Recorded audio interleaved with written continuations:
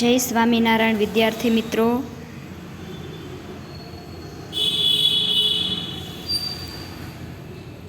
આજે આપણે ધોરણ 5 વિષય હિન્દી પાઠ 3 નન્ના મુન્ના રાહી હું, જે એક કવિતા છે, જેમાં આજે આપણે અભ્યાસના પ્રશ્ન જવાબ જોઈશું અથવા તો અભ્યાસના પ્રશ્નો સમજીશું।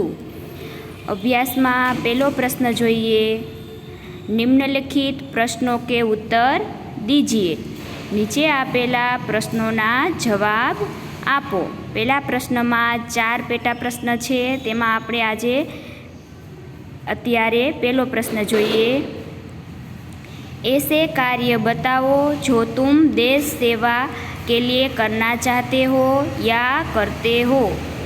उसका उत्तर, ऐसे कार्य जो मैं देश सेवा के लिए करना चाहता हूँ।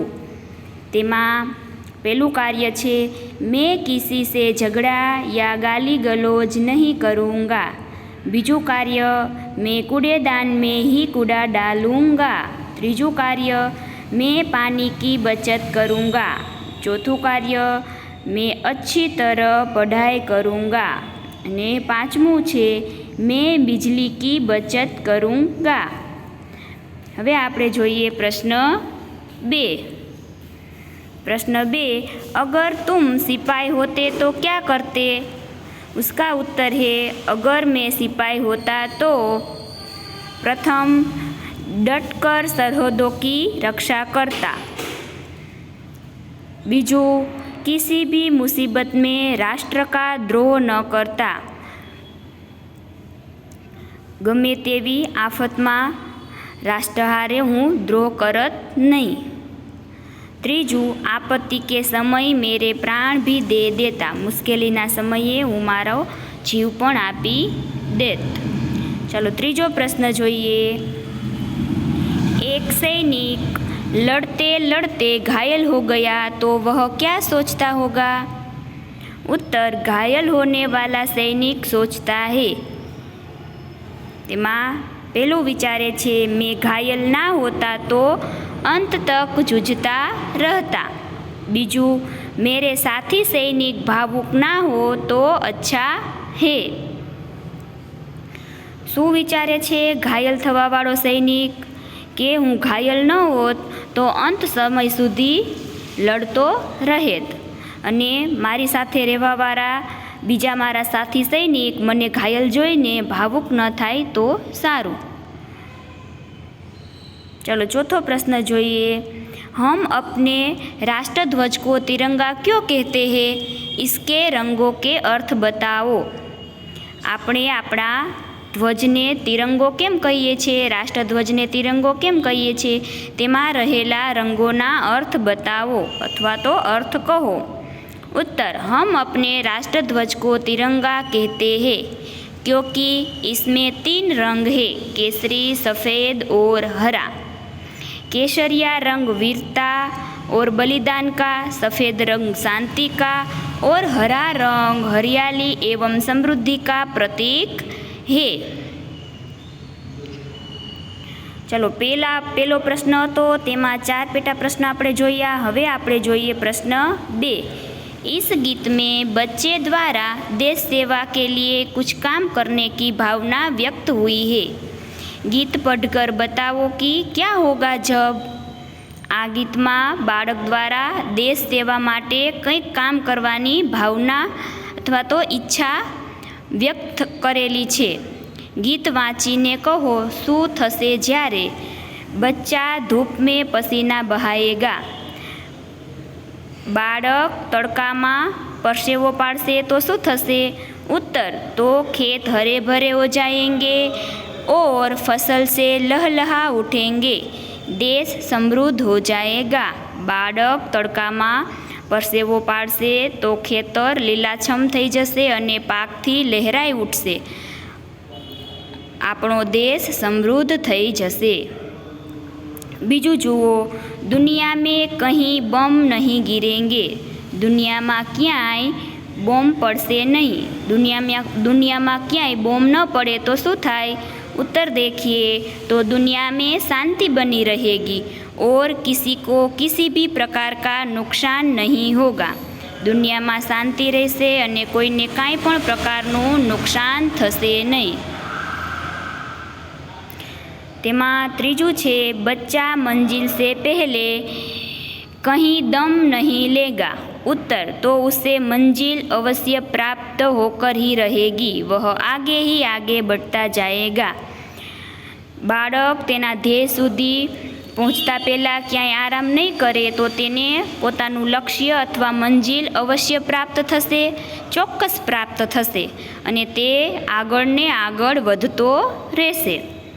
चौथुं जुओ, धरती पर पापी जन्म नहीं लेंगे। धरती ऊपर पापी जन्म नहीं लेसे नहीं तो शू थशे? तो दुष्कर्म खत्म हो जाएंगे और धरती पर स्वर्ग उतर आएगा। तो खराब कर्म दुष्कर्म खत्म थई जशे अने धरती उपर ज स्वर्ग आवी जशे अथवा धरती स्वर्ग बनी जशे। हवे आपणे जोईए प्रश्न 3।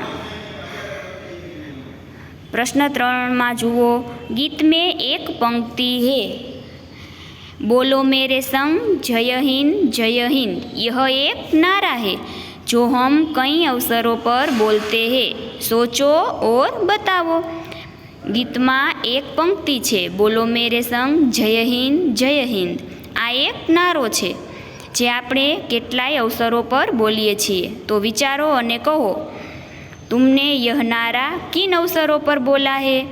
तमे आ नारो क्या अवसरों पर बोलो छो? उत्तर, हमने यह नारा 15 अगस्त, 26 जनवरी, गांधी जयंती, शहीद दिन आदि अवसरों पर बोला है। बीजो प्रश्न जुओ तेमाज, इस नारे के अलावा आप और कौन से नारे बोलते हैं? आ नारा सिवाय बीजा क्या नारा तमे बोलो छो? उत्तर, इस नारे के अलावा हम जय जवान जय किसान, आज़ाद हिंद जिंदाबाद, गांधी जी अमर रहो, आदि रोटी खाएंगे देश को बचाएंगे आदि नारे बोलते हैं।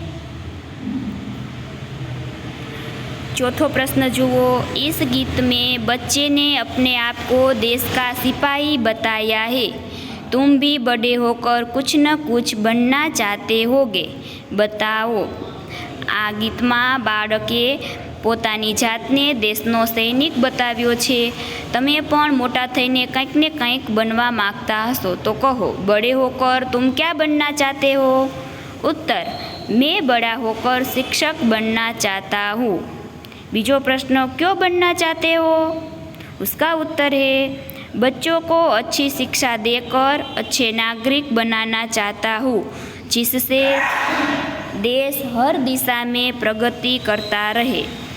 बच्चों को सारू शिक्षण आपीने सारा नागरिक बनाववा मागुं छूं, जेथी देश दरेक दिशा में प्रगति करतो रहे। चलो, अहींया आपणे अभ्यासना 4 प्रश्न पूरा थया। हवे आपणे जोईशुं स्वाध्याय। स्वाध्याय में पहलो प्रश्न है, निम्नलिखित प्रश्न के उत्तर लिखिए। नीचे आपेला प्रश्नोना उत्तर लखो। तेमां पहलो प्रश्न है, धूप में पसीना बहाने से क्या होगा? उत्तर, धूप में पसीना बहाने से खेत फसल से लहलहा उठेंगे। बीजो प्रश्न, दुनिया की आँखों का तारा कौन बनेगा? उसका उत्तर है, नन्हा मुन्ना राही सिपाही बनकर दुनिया की आँखों का तारा बनेगा। तीजो प्रश्न जुओ, नन्हा राही सबको क्या सिखाएगा? उसका उत्तर है, नन्हा राही सबको प्यार भरा व्यवहार सिखाएगा। चौथो प्रश्न जुओ, नन्हा राही दुनिया में क्या गिरने नहीं देगा? उत्तर, नन्हा राही दुनिया में बम गिरने नहीं देगा। पांचवो प्रश्न जुओ, देश का सिपाही कौन है?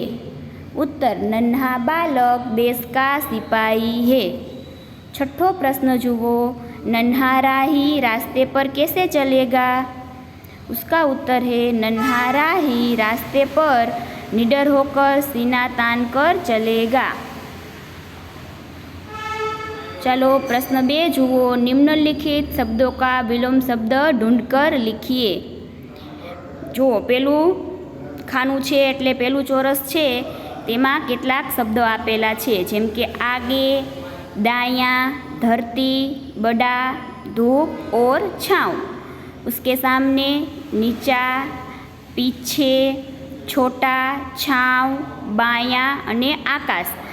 आ शब्दमांथी આપણે આગેનો વિરુદ્ધાર્થી શબ્દ શોધીને લખવાનો છે। તો ઉત્તર જુઓ। આગેનું વિરુદ્ધાર્થી થાય पीछे, दायाનું विरुद्धार्थी बायां, धरती का विरोधी होता है आकाश, बड़ा का विरोधी छोटा, धूप का विरोधी छाँव और ऊंचा का विरोधी नीचा होता है। હવે આપણે ઉપર જે વિરોધાર્થી શબ્દ જોયા એટલે કે ઉપયુક્ત વિલોમ શબ્દ આધારિત વાક્ય બનાવીએ। ઉપર જોયેલા વિરોધાર્થી શબ્દનો ઉપયોગ કરીને આપણે વાક્ય બનાવવાના છીએ। તો એક ઉદાહરણ જોઈએ। सब बच्चे आगे चले जा रहे थे, कोई भी बच्चा पीछे नहीं रहना चाहता था। આગેનું વિરુદ્ધાર્થી થાય પીછે। તો આ બંને શબ્દનો ઉપયોગ કરીને આપણે વાક્ય બનાવીશું। ચાલો ત્યાર પછીનું શબ્દ હતો બડા। બડાનું વિરુદ્ધાર્થી થાય છોટા। તો આ બે શબ્દનો ઉપયોગ કરીને વાક્ય બનાવેલું છે। તો જુઓ, મેરા બડા ભાઈ કિસાન હે, मेरा छोटा भाई डॉक्टर है। बीजू जुओ, दायाનું વિરુદ્ધાર્થી થાય बायां।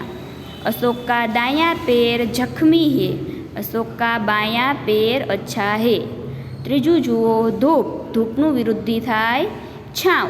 धूप में पसीना निकलने लगता है, छाँव में शीतलता मिलती है। चौथू जुओ, धरती। धरतीનું વિરુદ્ધાર્થી થાય आकाश। धरती में पौधा उगता है, आकाश में बादल होते हैं। पांचमू जुओ, पांचमो शब्द छे ऊंचा, जेनो विरुद्धार्थी थाय नीचा। नारियल का पेड़ ऊंचा होता है, तुलसी का पौधा नीचा होता है। प्रश्न 3 जुओ। नीचे दिए गए शब्दों के दो दो पर्यायवाची शब्द सामने दिए गए आयात से ढूंढकर लिखिए। पाठ्यपुस्तक में शब्द लखेला छे तेनी बाजू में आयात एटले बीजू खानु आपेलू छे तेमांथी शोधीने लखवाना छे। पहलो छे शब्द राही। तो राहीनु समानार्थी शुं थाय?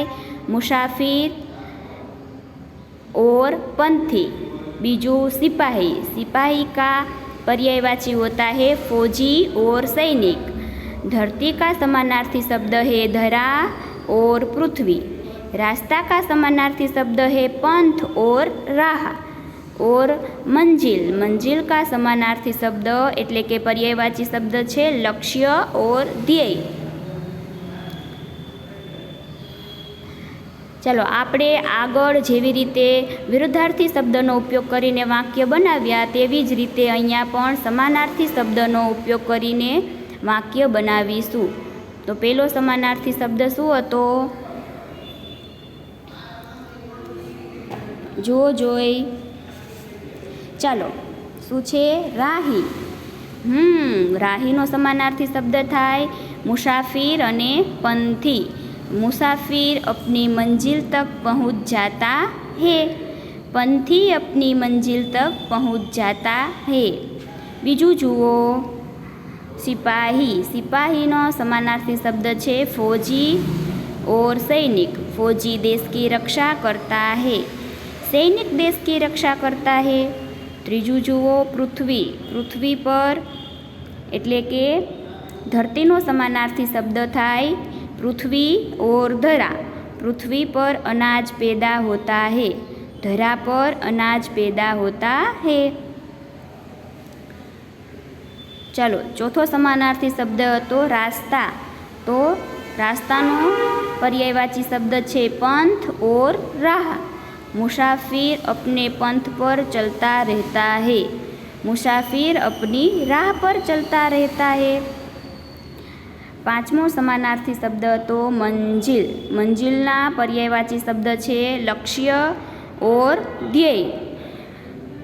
हमें अपना लक्ष्य ऊंचा रखना चाहिए, हमें अपना ध्येय ऊंचा रखना चाहिए।